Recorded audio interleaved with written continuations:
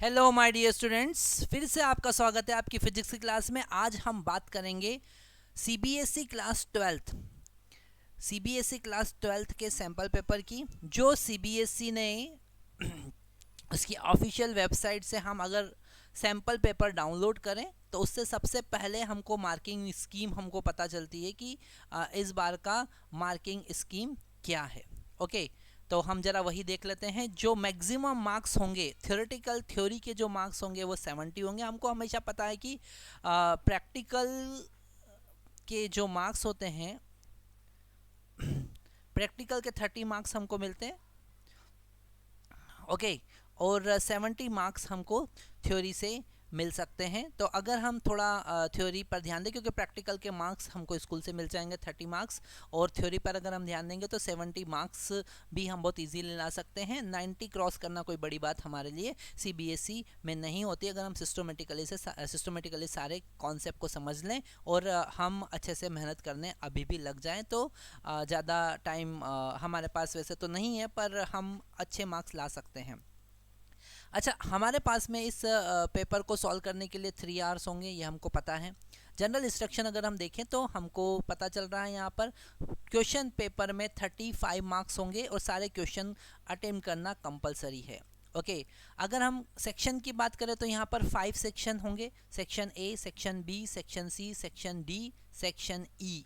Okay, और हर एक सेक्शन कंपलसरी है, हर एक सेक्शन को हमको अटेम्प्ट करना ही है। ओके, सेक्शन ए की बात करें तो उसमें हमारे पास में 18 क्वेश्चन एमसीक्यू टाइप के होंगे और उससे हमको हर एक क्वेश्चन से 1 मार्क मिलेगा, मतलब 18 मार्क्स हमको यहाँ से मिल सकते हैं। ये एमसीक्यू टाइप होंगे, इसमें नेगेटिव मार्किंग नहीं है।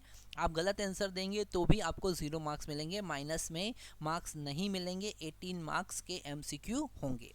सेक्शन बी की अगर हम बात करें तो यहाँ पर 7 क्वेश्चन होंगे जो 2-2 नंबर के होंगे। 2 मार्क्स क्वेश्चन होंगे, 7 questions 2 marks. Okay, section C की बात करें तो यहाँ पर 5 क्वेश्चंस होंगे 3-3 मार्क्स के। ओके, 3 मार्क्स के क्वेश्चन, 5 क्वेश्चन हमारे पास क्वेश्चन पेपर में होंगे और यहाँ पर वो सेक्शन सी में हम देख पाएंगे। सेक्शन डी की बात करें तो सेक्शन डी में 3 क्वेश्चन वेरी लॉन्ग टाइप के क्वेश्चंस होंगे और वो 5-5 मार्क्स के होंगे। तो यहाँ पर इस सेक्शन को हमें बड़ा ध्यान से देखना है, क्योंकि 15 मार्क्स हम यहाँ से ला सकते हैं। हम यहाँ पर डेरिवेशनल या फिर न्यूमेरिकल प्लस डेरिवेशनल टाइप के क्वेश्चन देखेंगे जो 5-5 नंबर के होंगे, जिसमें हमको बहुत कुछ कंटेंट लिखना होगा। तो ये सेक्शन डी हमें ध्यान से देखना है। ओके, सेक्शन डी से हम मैक्सिमम मार्क्स ला सकते हैं क्योंकि ये 5-5 नंबर के क्वेश्चन होंगे। अगर सेक्शन ई की बात करें तो वो केस बेस स्टडी है। ओके, यहाँ पर कुछ असर्शन रीजन टाइप के क्वेश्चन, कुछ एक पैराग्राफ टाइप के क्वेश्चंस होंगे जो 5 मार्क्स के होंगे। उसमें इंटरनल क्वेश्चंस होंगे, एक पैराग्राफ आपको गिवन होगा। केस स्टडी से रिलेटेड क्वेश्चन यहाँ पर हम देखेंगे जो 5 मार्क्स के होंगे।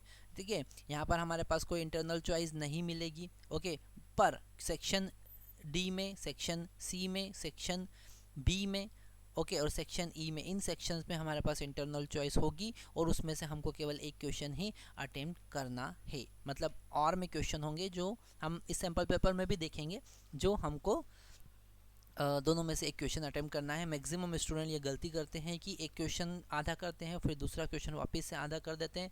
तो इस टाइप की गलती कभी नहीं करना है हमको, क्योंकि उसमें हमको एक ही क्वेश्चन का जो सबसे पहला क्वेश्चन हमने लिखा है उसके ही मार्क्स मिलेंगे, और वाले क्वेश्चन के मार्क्स नहीं मिलेंगे। वो देखते से ही आपका क्वेश्चन पूरा काट देगा। अगर दो क्वेश्चन आप अटेम्प्ट करते हैं तो पहले वाले क्वेश्चन के मार्क्स मिल जाएंगे, सेकंड वाले के मार्क्स नहीं मिलेंगे। तो हमको सोच लेना है पहले से ही कि कौन सा क्वेश्चन अटेम्प्ट करना है, क्योंकि हम क्या करते हैं, फर्स्ट क्वेश्चन आधा लिखते हैं, सेकंड क्वेश्चन फिर समझ में आता है कि पूरा याद है, फिर उसको भी हम पूरा लिख देते हैं। तो वो पहले क्वेश्चन का आंसर देगा, मार्क्स देगा, सेकंड क्वेश्चन के मार्क्स नहीं देगा। ओके, तो ये सारी चीज़ें आप समझ गए होंगे। इस तरीके से हमने सैम्पल पेपर को समझा। नेक्स्ट हम अब बात करेंगे क्वेश्चन नंबर 1 की, जिसमें हम उसका सॉल्यूशन देखेंगे। Thank you.